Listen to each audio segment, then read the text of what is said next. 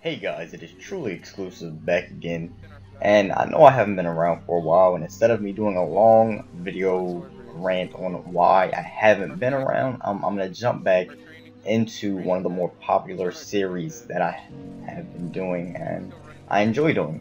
So basically this is going to be more of an in general Halo tips video rather than a specific game video, because most of them were on Halo 4 and I got a lot of response for them, but since we're into Halo 2 anniversary and the whole series has come out, I'm going to be focusing more in general on Halo. Now this is going to be really in detail about how your gameplay should be or how you should play, but more of what you need to actually get to that point. Because a lot of people are asking a lot of questions and I'm getting a lot of comments on specific things you can do in game, and it's a lot of things that I can't really help you on unless you have some of these, things I'm about to lay out here. So I'm going to be putting the items on screen as I talk about them.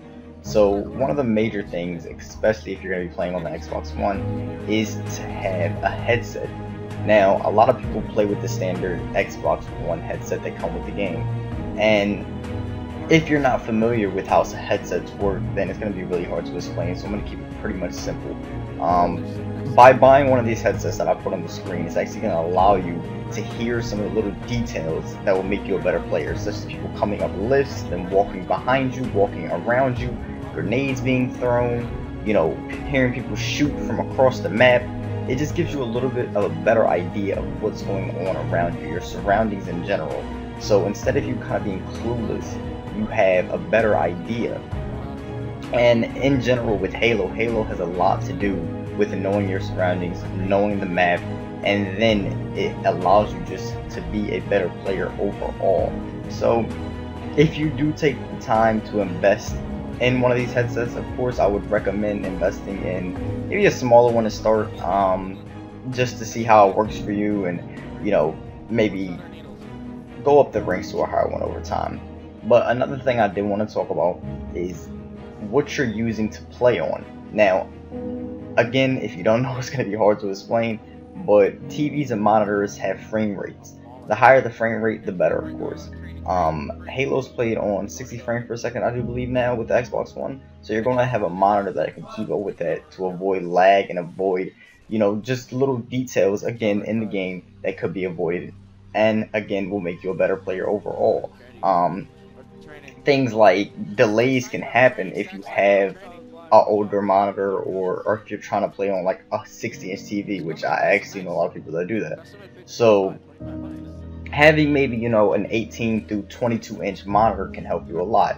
Now I'm putting different brands on the screen now, so you can kind of see what you might be interested in. They can range from, again, around $50 if you go pick it up, maybe Craigslist or something like that, to, if you want a really good one, up to $250. The last thing I want to talk about before I end this video is something that may be unchangeable for a lot of people that are going to watch this video, and that's going to be your internet connection. Now, me coming up, of course, my parents paid for internet. What am I going to do? Luckily for me, I just went to go talk to them and explain my situation to them, especially, me trying to make YouTube videos and, willing to maybe give them $10, $20 a month just to have the people come out and upgrade our internet service. Now, a lot of internet services out there offer different megabytes per second. So, for example, you can have, a 15 up, a 15 down, for example, and again, if you don't know what I'm talking about, it's going to be hard to explain. That's your internet speed.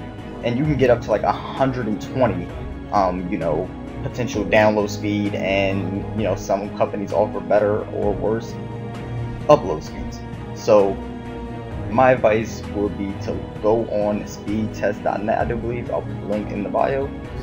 Check your upload and your download. That can, again, have a lot to do with your gameplay. You can be the best player in the world, but with bad internet connection, it's going to hurt your gameplay.